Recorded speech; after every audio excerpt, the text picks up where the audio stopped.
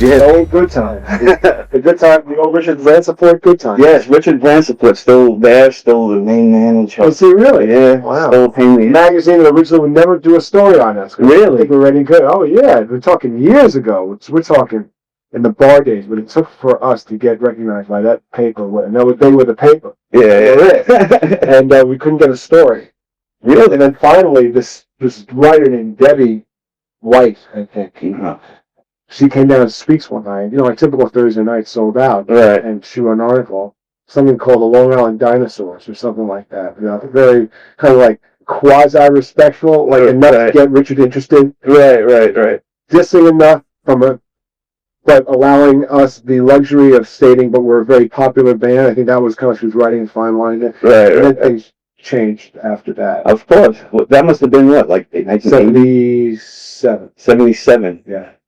Wow. That was 77. So yeah, 'cause you guys, of course, were on bass and you earned your stripes amongst the fans before, I guess, people like Rich or mainstream media would take notice of you. Yeah, but I mean, the problem with are we actually taping this? Or is this part of it? I mean, I can tell you the problem with the club circuit in those days was that the club circuit was parallel to what was going on in Manhattan, which was the cool CBGB's thing with the Ramones and Blondie and Talking Heads and all that stuff. And we, all of us, the Stantons and the Twisteds and the Zebras and the Rat Race Choirs and even the Good Rats, were this parallel mindset that was almost a reflection of Middle America, only 20 miles away from Manhattan. Right. But our fans didn't particularly think the Ramones or Blondie or Talking Heads were any good or meant anything. They sung dissonant-sounding songs. The singers couldn't sing. The players couldn't play. The kids out in the burbs were more elitist. You know, they were players. They were into Yes and, Foreigner and technical stuff. And the drummers really practiced, like Led Zeppelin. That was a no-no in Manhattan. Right. You really had this real division. We had very few fans that on occasion would go to CB's and come back and go, wow, Blondie was great. There was a real division there. Yeah, they were a New York kid, and if you were a New York kid in Manhattan, you didn't go to Long Island to see a cover band. That was like tantamount to, that's heresy. You don't do that. So because we were uncool, because the cover scene was uncool, nobody would respect us, but we made 8,000 times more money than any of these other kinds of bands that existed in New York City, playing AC/DC, Judas Priest, Zeppelin, and The Doors, and everybody was a clone band and whatever. But the club scene was so vibrant because the drinking age was 18 that thousands of people came to the bars. So typically the bars held anywhere from 300 to 2,000 people, and depending on the popularity of the band, could fill it up almost any night. So in 77, the breakthrough happened for us. Speaks Anointed sent the word out that we had reached Speaks level, right? Because we had played Max's in Wantagh, and we had played Hammerheads on Hempstead Turnpike, and we had built this reputation. We filled those clubs up. Max's, and then 1890s down in Baldwin. So we were able to, we were known for getting 700-800 people a night in a room. Hammerheads solidified it. And at a certain point, I believe it was the summer of 77, Speaks was changing over from their disco period, and they kind of acknowledged that they already acknowledged Baby was big and Rat Race Choir was big. They acknowledged those bands were ready for Speaks. They weren't acknowledging we were. So they asked us to play one night, and we played, and they weren't convinced. So then we were basically rejected from Speaks for another 6 months. Wow. And we fought back and fought back and fought back. And then in the early 78, we were embraced by them again. They said, come back. And by the spring of 78, they had decided that Zebra, Rat Race, Stanton, and us were the flag bearers. Right. Okay? So they gave us each a night in the summer of 78. This was the proving ground. Okay? Wow. Monday was Zebra. Tuesdays was Rat Race. Wednesday was Mondays was Stanton. Tuesdays was Rat Race. Wednesdays was Zebra. Thursdays was us. That was the lineup for the summer of 78. Wow. And you could go down there all summer long on Monday night, Stan Anderson, 1,800 people. On Tuesday night, Rat Race, 1,800 people. Wednesday night, Zebra, 1,800 people. Thursday night, Twisted, 1,800. And then every weekends would be revolving around us being there for 2 days, Zebra being there for 2 days, and we all have another band with us, like Swift Kick, the next league down. And when that summer ended, when the summer of '78 ended, what it did was it elevated all of us into this really exalted position. Now the Good Rats kind of existed above it. They didn't need their regular day. Marlene, please contact the front desk. Marlene Dominguez, please contact the front desk. Thank you so much. They could play any weekend they wanted to, and they did. But at the end of '78, it changed everything. What happened with us in '78 was we finished Labor Day weekend, and we took 2 months off, the first vacation we had taken since 1973 when the band started. Wow. For me, anyway, because I'm the oldest member. And we took 2 months off, and the plan was to come back Halloween and play the Calderon Theater.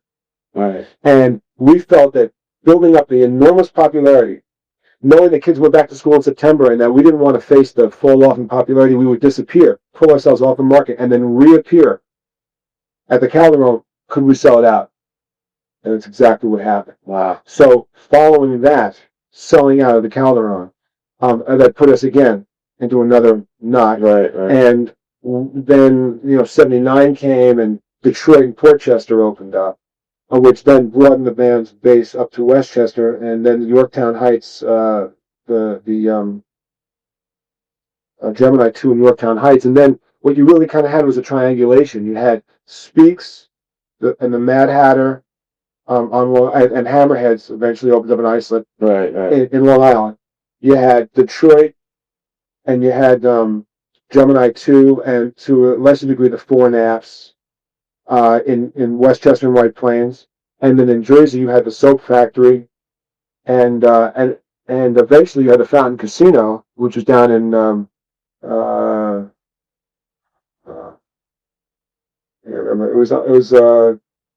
it was on the Jersey Shore. That club held 4,800 people. Wow. Oh, and also you had the Glen Island Casino in Westchester, and that held 3,300 people. So you had these enormous rooms, right? Enormous rooms. And who was playing these enormous rooms? Copy bands and us. Mm-hmm. Crystal Ship, White Tiger. They were huge, not White Lion, White Tiger. Right. You have these massive bands. So tell me today, what bands have that luxury? The answer is nobody. All right. So that's what made those times special. Exactly. And now it's much more tougher, especially for original bands on Long Island to do anything. Yeah, they tell you can play once a month. Don't play more than once a month because you'll burn yourself out. So what did we do? You take Manhattan and you put a 75-mile radius around Manhattan. Yeah. We played that radius 5 nights a week for 10 years. That radius, 75 mile radius in Manhattan for 10 years. Yeah. Over and over and over and over and over and over and over again. And you develop a cult following. And that's probably why we are legends at this point. Because thousands of people's lives revolved around us for a certain period of time, which at the time you don't think about. Right. As you were doing it, even part of it crossed your mind. You're hustling to make it, to get there. You don't think that 15 years later, people are going to be saying, "Oh man, don't you remember the best times of our life where it Speaks or Detroit or right." And that's why that's why the legend. I always hear stories about people see you guys before you became Twisted Sister. The big phenomenon that you guys became in the early '80s, all through the '80s. You always hear stories about. I remember when those guys were just coming up, man. They had the greatest shows. They sold it out. So you guys definitely had an impact before. Oh, way before. Yeah, so that's awesome. I didn't know that you guys went all the way back to '73. Yeah, '72. The band actually started Christmas week of '72. Wow. So you definitely were not an unorganized association. Paid your dues on the circuit. Yeah, right. Yeah. Oh man. So now you got the tribute album. Yeah. Now, how does it feel all these years later to finally be recognized from a lot of your peers in the industry, such as Motorhead and Anthrax? I have a quote in the booklet that says it all. And the quote is, when Dave Scolani of Couch Records first approached me about to be executive producer of a Twisted tribute album, my first thought was, who in the hell did we influence? Because I think that some bands tend to have an overinflated sense of what their historical meanings were. Right. And I don't know. I didn't know what ours was. I mean, I would think that we would influence somebody, but you don't know. You don't know until somebody tells you, and you're a fool if you think you know. Right. You have no damn idea. And there's plenty of bands that sold 10 million records, and nobody could give a damn if that band lives or dies. So, and there's also bands that have sold hardly anything that somehow, like Lou Reed has not been a big record seller, but how many people has Lou Reed influenced, right? Lou Reed has influenced hundreds of thousands of musicians. The guy's sold maybe 500,000 records total in his whole life. So it's an arbitrary situation. You don't know why. Right. So when you finally contact bands that you think, or you hear bands want to hear about this, and now they want to contact you, you start saying, wow, wow. Yeah, that's really cool. And then they all have stories. I saw you guys at the so-and-so, and they blew me away, and I couldn't believe it. And I went home that night, and then I think to myself, well, when I was going to see shows, I was going to the Fillmore's, and I would come home after watching Iron Butterfly, or I saw Zeppelin as an opening band, for example. I came home and told my mother, I said, I saw this band open for Iron Butterfly. I remember really clearly. Right. They look Led Zeppelin. Wow. I saw Jeff Beck open, for the Kinks or something like that. Right. That guitar player was amazing. And I saw Hendrix, I saw all 3 nights of Hendrix at the Fillmore, band of Gypsies. And all 3 shows, rather, did a matinee too. And I said to my mother, I saw God last night, and now, I guess we did that. Right. Even though it sounds like blasphemy or something, it appeals to legends. But it doesn't matter. All that matters is that a human being somehow was enlightened in some way by what you did artistically, and they used that as their platform to move forward in their life, what made them happy, what made them make decisions that were positive, and that is gratifying. Cool. Yeah, like you have obviously influenced a lot of the Long Island and New York-based bands, and a lot of them, like John Hampson from 9 Days. I spoke with him a couple of weeks ago. He was talking about his song he did with The Price, and he said he had a lot of interaction with you about the song, and that you liked the direction they took the song. I loved what they did with the song. Yeah. I like it better. Actually, this is I actually like it better than our version. I think they did a great version of The Price. Yeah, I think that they did a really nice version of it. And also, Vision is older than Anthrax. But one of the what do I say, oddest or strange, but definitely different take on some of it is Chuck D's version of Wake Up the Sleeping Giant. Yeah, Wake Up the Sleeping Giant. What do you think about Chuck D's whole turning into a rap song? Well, first of all, he wasn't going to turn into anything but a rap song. Right. So you could almost say, well, pick any song. Yeah. What are you going to do? We're not going to take it. What are you going to do with any of those songs? Once you turn them into a rap song, you've definitely done something to the song that is demonstrably different. Right. So the fact that he picked that one, was fine. The fact he's involved blew me away. Yeah, it was good. Dee told me that he was in Great Adventure with his kid. No, Adventureland on Route 110. Oh, really? With his kid. Maybe a year ago, and he's sitting on the bench, eating an ice cream or something, and he looks next to him, is Chuck D, and he's sitting there. Wow. And they introduce each other, and D goes, what are you doing here? And Chuck D goes, that's my kid. And D goes, yeah, that's my kid. And D goes, look at that. 2 guys just sitting here with their kids. Yeah, right. It is in the park. 2 fathers. So I was moved by their comment that, Long Island based, and how could you not be affected by Twisted Sister's attitude? Yeah, right. Yeah, you read that, you go, whoa. Yeah. Cool. Public Enemy. To see that you even had influence over some of the hip hop genre. Yeah. That's pretty cool. That blows me away. There's a lot of the attitude that Twisted had, especially early on. I remember myself growing up. Yeah, it was a fuck you attitude. Yeah, it was what you want. You want to say whatever you want, to say fuck you anybody you say anything different. We had SMF cards. We used to give out these little SMF cards. I don't know if you remember. We had these plastic cards. Bill, they look like a credit card. I've seen it. And you sign your name and you got a card that you gave away for free. Right. We used to tell kids that your first bust is free. So if you get popped, you show the card and the cop will let it off. It's like a funny line. So one day some kid showed up at Speaks and he said, I was smoking a joint Long Island River. The cop stopped me and I pulled out my SMF card and he fucking beat the shit. I said, and I said, what, are you serious? You actually...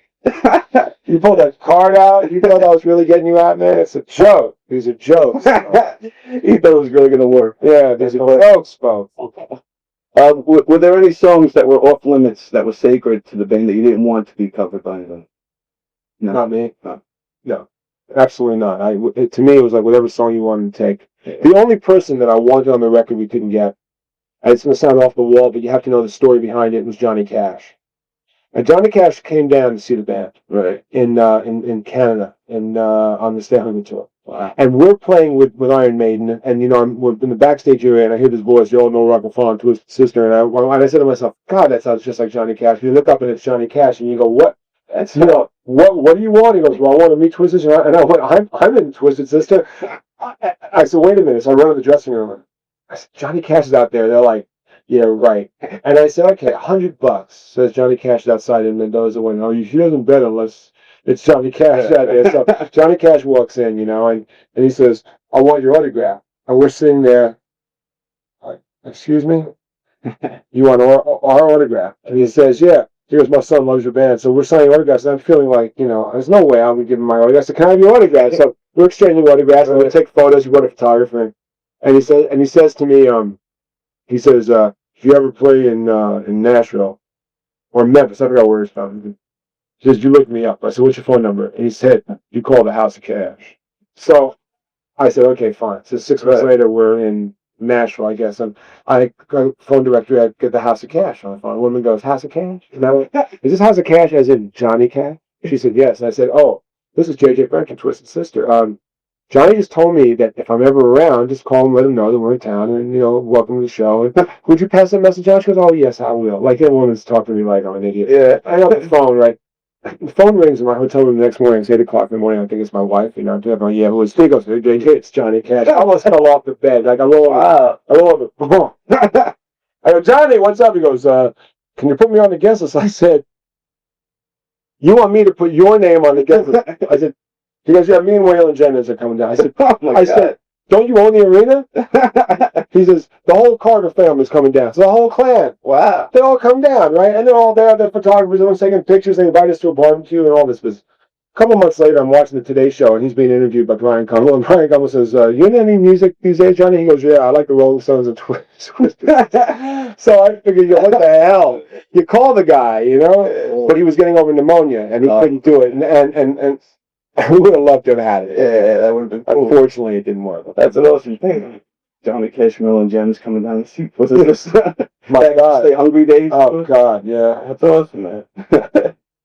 Now, what's your personal tribute song that was done on this album? Do you have any? You mean that I like? Yeah, your personal. It's funny. Cradle of Filth came out of left field. I didn't solicit that. Right. So the ones that I solicited, that I was aware of, I couldn't say were surprising, more or less what I expected. Yeah. The ones that I had nothing to do with, like, for example, Motorhead was the first one done, Right. and it was the one that got me involved in the project, because when they first pitched it, I said, who would want to do a tribute record? And they said, well, we got Motorhead to do Shoot 'Em Down, and they played me Shoot 'Em Down, and they were so good. Yeah. I went, wow, now I can see the possibilities. So they, what can you say? We love Lemmy, and Lemmy is great, and it's a great song for him, and we appreciate it. So I love that for being the first track.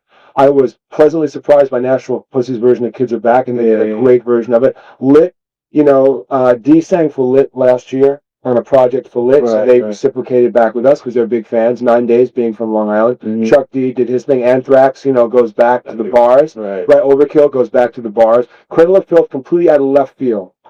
Fire Still Burns comes in. Whoa. Yeah. I mean, from left field, didn't know they were going to be involved in the project. It was something that Dave brought in. And I have to say, when you get something that you are not expecting at all, and you get something that intensely done, I was amazingly impressed that they searched us out for. Right. Let's put it that way. They came to us. Great version of the song. Vision of Disorder, again, local band, great band. Step Kings, I manage the Step Kings now with my partner Sean Sullivan. We have a new management company. Mm-hmm. I asked them, I wanted to have like a hardcore take on Burning Hell. Right, yeah. So they listened to it and they said, wow, that's a great song for us. It was perfect, right? Great song, great band, good A&Ring on my part. Yeah.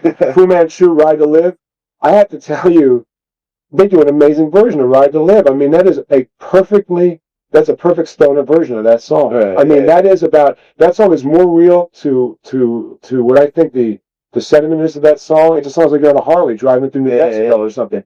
Blew me away. Joan Jett, she's from Long Island. We're not going to take it. Joan is a legend. Sebastian Bach, he always wanted to sing with Twisted, so Twisted backed him up. We're the friends. Yeah, you're right. So Sebastian got to be our lead singer for 3 minutes, and he does an amazing job, right? Hammerfall. Now here's the thing. Here's this band from Sweden.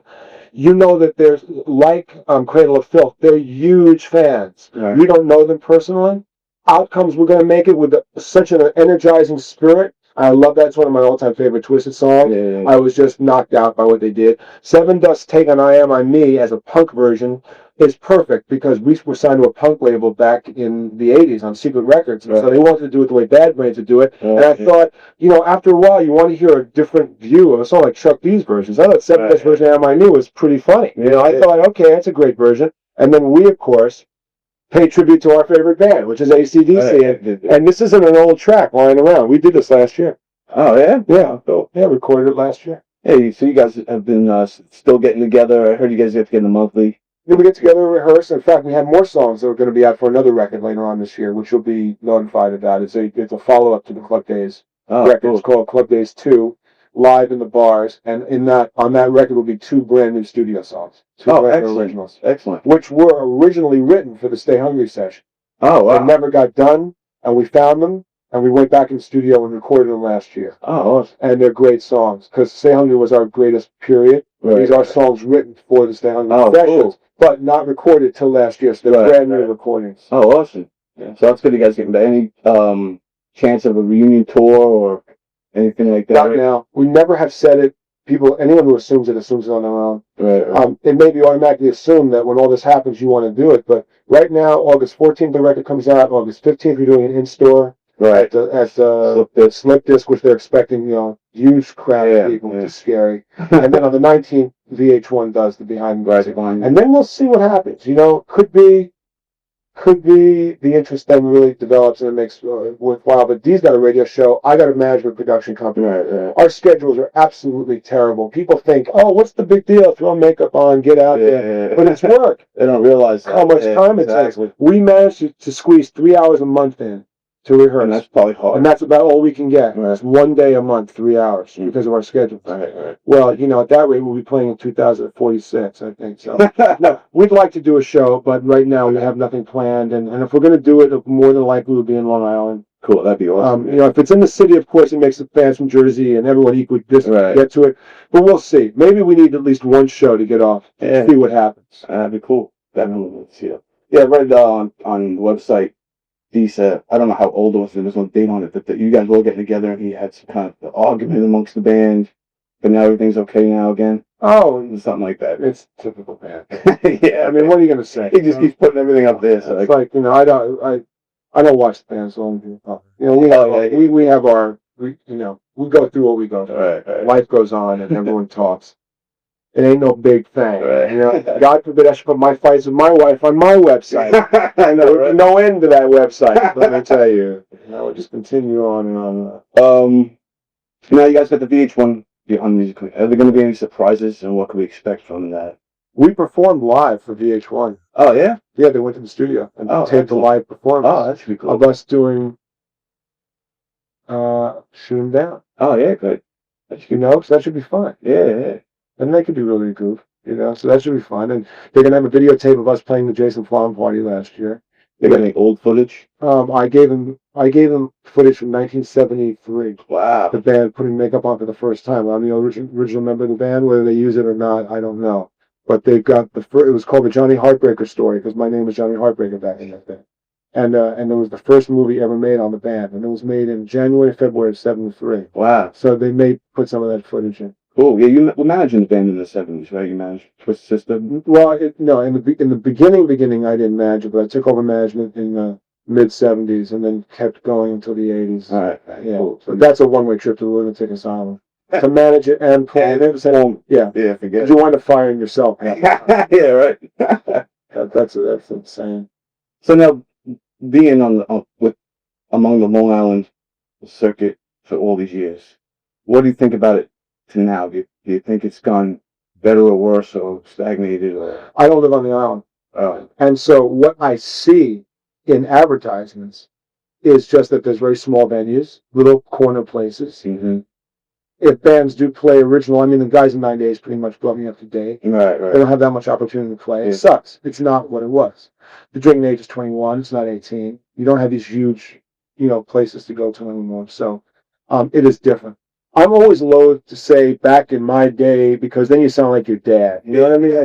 I don't want to say it. And the reason why I don't want to say it is because in my day, it worked for me. Someone's going to find out today what works for them. And then they're going to say in 20 years, in my day, it was blah, blah, blah, not like today. So I don't want to, sound that cliched about it. I will say it's different. Right. It's really different, and it does not appear to be as easy as it was because I don't see as many bands working. That's one thing. You pick up the papers, you know the advertising. Right. In the 70s and 80s, every page, tons of bands. Like maybe there were like 100 to 200 working bands every weekend. Yeah. You tell me. Exactly. What's out there now? Yeah. Small little bars, right? Yeah. Tiny bars. No, any bar that holds 1,000. James Galante, please contact the front desk. A handful. James Galante, please contact the front desk. Does the question is, does a single bar, just a regular bar, hold 1,000 people? No. Does a single bar hold 2,000 people? Does a single bar hold 3,000? Yet what did you have? You had Hammerheads. The original one held 1,100 people. You had Hammerheads, the new one. The second one held 2,800 people. You had Speaks holding 2,200 people. You had the Mad Hatter holding 1,200. These existed. Oh, there's a bunch of them. Yeah.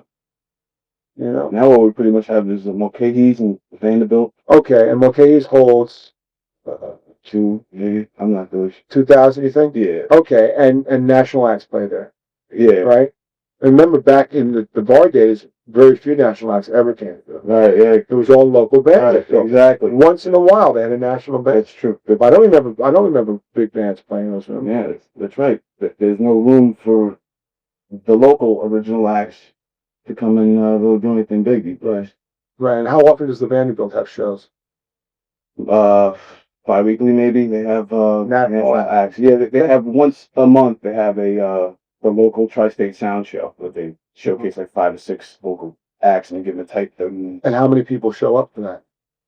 A couple thousand actually. Oh, do they? Yeah, the turnouts been pretty good because LAR supporting it. Okay. Yeah, so that's one of the best outlets right now for the local scene. Right, but it's not enough. It's not. When we did it, you could play 5 days a week. Yeah, exactly.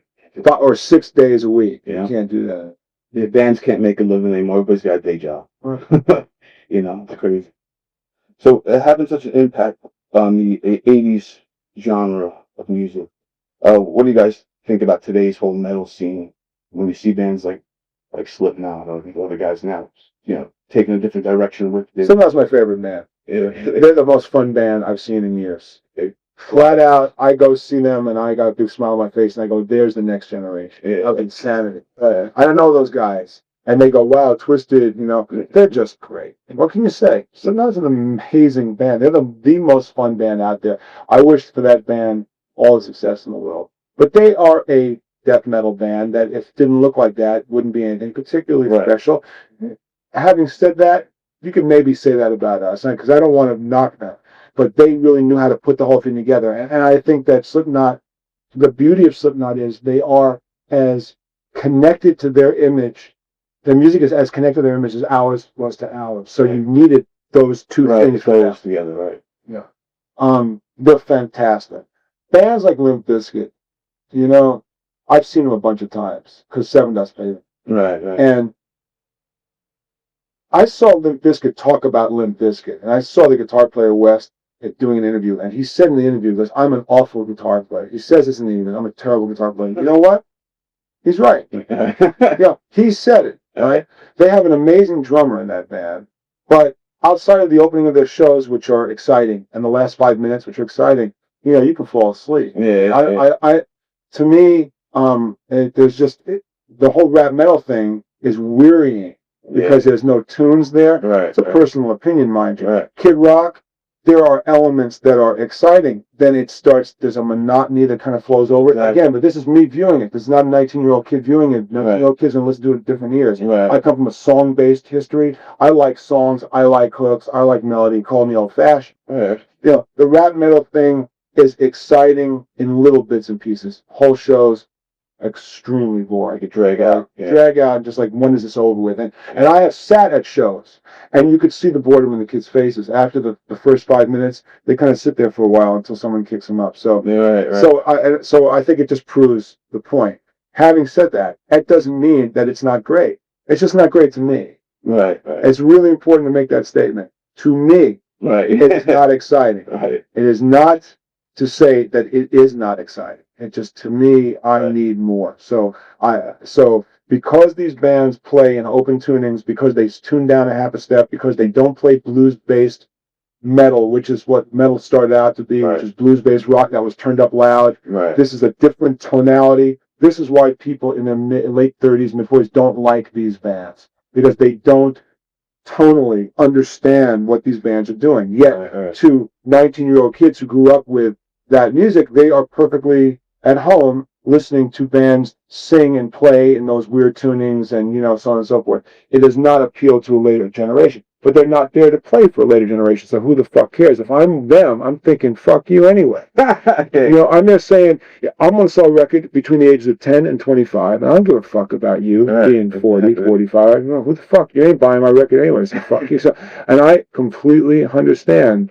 And you get that. Oh, yeah, absolutely. I get they're not doing it for me. So, but I can analyze it from a business standpoint and tell you, manager. It doesn't kill me, but Seven Dust I enjoyed because they wrote songs and melody, and I certainly can produce it and make it happen. Right. But as a genre, I find most of those bands to be fairly lacking. I think the whole rap rock thing is on decline now, anyway. Well, I think people want it to be. I don't know if it is or not, but there's certainly sentiment that want to do it. But look, it's rebellion, and what was Twisted? It was rebellion. It's a different style of rebellion. So you can't knock it. That's what a kid wants today. And I don't know if what we do is particularly meaningful to a 19-year-old kid. All right? Maybe it will, maybe to some. Right. I don't know if it is, Right. I think AC/DC is the greatest band that ever came out of our generation. They're the greatest rock band ever, better than Zeppelin to me. I love AC/DC. I flat out think that they are the best that ever came, because it's undeniable. If you can't dig that, then for me, you got no grounds of conversation in music. Exactly. We pass right by it. Okay. And and having said that too, Judas Priest in the Halper days, absolutely ferocious thing. People ask me, Twisted has a reputation of being great live. Who do you respect live? Well, I'm not going to say that we're the greatest live band that ever existed. I'll say we were one of the greatest live bands that ever existed. But I will say that the bands I respected the most live were Motorhead, Judas Priest, and AC/DC. Those are the only bands we played with that I thought, we didn't play with AC/DC. We played with Priest and we played with Motorhead. But those are the only three bands that I would say we'd go on stage with them and people would say, wow, Twisted was great and they're great. No one's going to say one blew the other away. They want to hold their own. Because we were that good as band. No one said we're better. I won't ever say we're better than Priest. I won't ever say we're better than Motorhead. I'll never say we're better than AC/DC. I think we're better than just about everybody else. Right. But those bands I put on another level at their peak. Right. On their game. Right. Exactly. You can't, on their game, it's as good as you can get it for what it is. And ZZ Top used to be that way before they became all like weirded out with electronics. Yeah. Earlier ZZ Top, right. killing it too. Yeah, they were great. See, and the problem with Zeppelin is Zeppelin was great in the early days and then got progressively worse. That's why I don't put Zeppelin in that same category. They started to really suck as a live act as time went on because drugs and alcohol destroyed them. Right. And they couldn't keep it together. So in no way do I diss Zeppelin, but from a live standpoint, they deteriorated severely towards the end. Towards the end, the only reason why they went to a Zepp concert was to watch John Bonham play drums, which I used to do. Because you could sit and watch that guy for 3 hours and play for another 3 hours. It's the greatest drummer that ever existed. Right? But like saying, from a live standpoint, AC/DC, Lemmy, Motorhead, and Priest. Yeah, at their peaks, when they're at the top of their games, all those groups were, for me, unreal. Think any of today's bands could touch that live feel? Not in my book. Right. And again, who am I? I'm just a guy with an opinion. Yeah. Right? But no, for me, I've gone to see bands hoping that they would do that. But age does something to you. It changes your perspective. I think when you're 10 years old and you get into music and you listen to the radio, the first groups you like are like boy band, like that's commercial pop groups, and they're usually 19, 20, 21. Right. When you get from 19, 20, 21, the groups you like are usually these kinds of bands that are out today, they're like 28, 29, 30. Right. They're like 10 years older than you. You're 20. They're telling you about, sex, drugs, and rock and roll. When you start to get 30 and you need a girlfriend and she doesn't want you, she wants you to take a bath every once in a while, you stop going to see these bands and now you're into like a little bit more esoteric stuff, some quieter alternative music, because, you want to get laid and you don't want to smell like a piece of shit. Then you have to be 40. And by that time, you got a kid, you've been bankrupt a couple of times, you really don't need a 26-year-old telling you about fucking life because you want to keep the fuck out of the kid anyway and tell him to go fucking get a job, and fuck you. You start listening to blues and jazz because these guys are all 60 and 70 and they're like older than you. And then you get to be like 60 and what's left is classical music because they're all fucking dead. You're 60, you keep moving that bar up by 10 to 15. That's my theory of it. Keep moving the bar up 10 to 15 years. You're always looking for someone who can tell you something. Right. So when my friends say to me, "How can you like a 7 we don't get it?" I said, "Well, it's because I don't. You don't have to apologize to me. I don't get it. You don't want to get it. You don't get it." So the fact is, you shouldn't get it. Exactly. You're busy raising your kid and taking him to soccer practice, and this is not for you at this time of life. Maybe you should be more worried about your kid than sitting there trying to figure out what Kid Rock means by Bada Wada Bada. Don't worry about it. You know what I mean? Do something else. That's cool, man. So, to wrap this up, is there any last words or statements you'd like to say to the, readers? I'd like to thank the Academy for this. Any message for the Long Islanders out there? Yeah, just are we? Is this a cover story? Yeah, this should be a cover story. Hopefully, Rich learned his lesson 20 years ago. Yeah, Rich, do we deserve it? Do we get a cover now, Rich? You only gave us one. Really? Yeah, we only got one cover. One cover, man. Wow, one cover. Well, this will be the second one. Yeah, I'll make sure. That was after Zebra stuffed the ballot box to make them number one year. They really stuffed the ballot box. But no, just that Long Island is what the bar scene was great. The tri-state area was great. Long Island will always be associated with it, and it's part of our life. We'll never get away with it. I have a house on Long Island now, so everywhere you go, you want someone to go, "Oh man, Twisted, I saw you guys at Speaks, I saw you at Hammer's. I'll hear that to the day I die." Right. And what's that to be ashamed of? Yeah, that's great. It had that effect on it. So, we just thank everybody. Keep on thanking everyone. Cool. Kenny, thanks a lot, man. I appreciate it. Okay. Everything.